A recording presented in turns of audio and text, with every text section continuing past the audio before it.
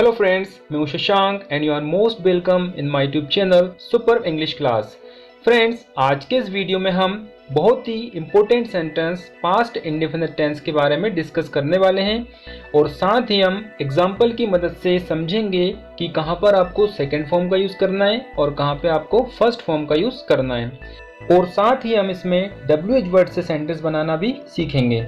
यदि आप इस चैनल पर नए हैं और यदि आपने चैनल को सब्सक्राइब नहीं किया है तो प्लीज़ चैनल को सब्सक्राइब कीजिए और बेल आइकन को प्रेस कीजिए ताकि आपको आने वाली वीडियो का नोटिफिकेशन मिलता रहेगा। पास्ट इंडेफिनिट टेंस का एंड होता है ता था, ती थी, ते थे या फिर आ ई ए। इन लेटर पर इसका एंड होता है। इसका जो स्ट्रक्चर होगा अफर्मेटिव सेंटेंस का वह होगा सब्जेक्ट प्लस वर्ब की second form, object plus other words. इसमें आपको अफर्मेटिव सेंटेंस में सेकेंड फॉर्म का यूज़ करना है और बाकी के सेंटेंस में आपको केवल वर्ब की फर्स्ट फॉर्म का यूज़ करना है। जैसे जो ये प्रोनाउन हैं I, we, you, they, he, she और नेम, इट, यहाँ पर इन सभी के साथ में आपको वर्ब की सेकेंड फॉर्म का यूज़ करना है। और बाकी जो सेंटेंस हैं नेगेटिव, इंटरोगेटिव और इंटरोगेटिव नेगेटिव, यहाँ पर आपको वर्ब की फर्स्ट फॉर्म का यूज़ करना है।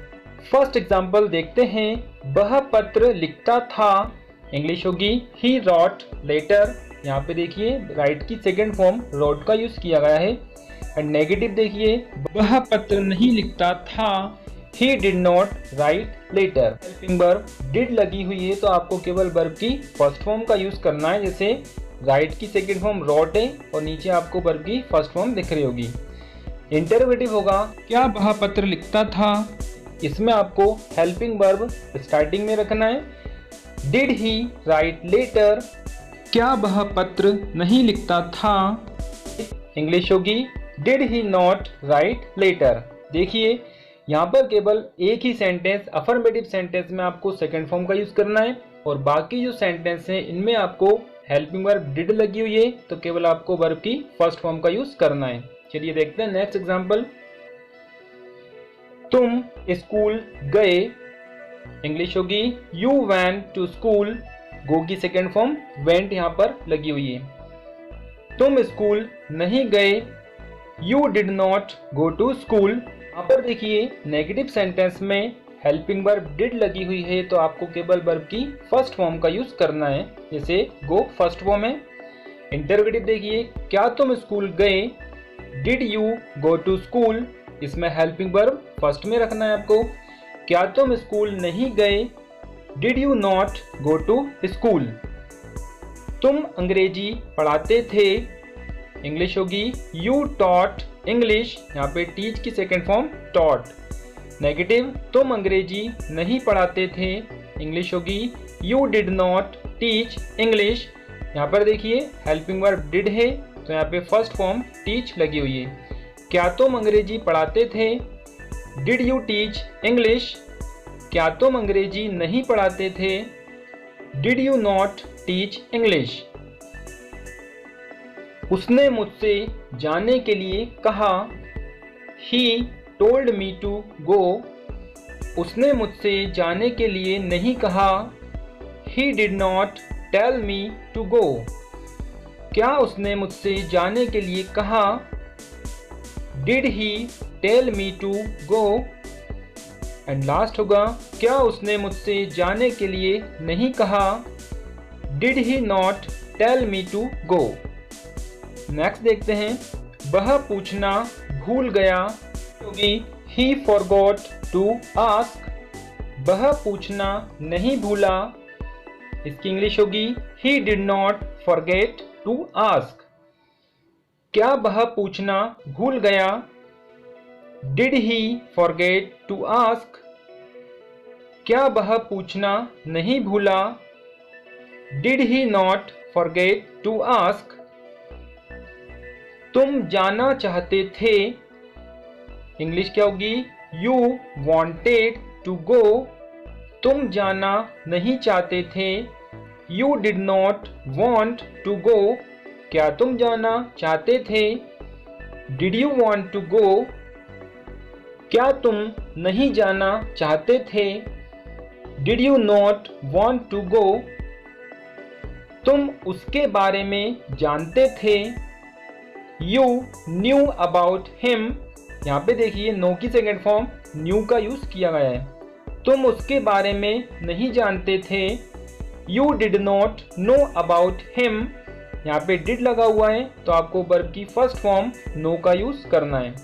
इंटरोगेटिव देखते हैं, क्या तुम उसके बारे में जानते थे, इंग्लिश होगी did you know about him, इसमें हेल्पिंग वर्ब पहले लगी हुई है। क्या तुम उसके बारे में नहीं जानते थे, इंग्लिश होगी did you not know about him. अब प्रैक्टिस करते हैं फ्रेंड्स WH वर्ड से।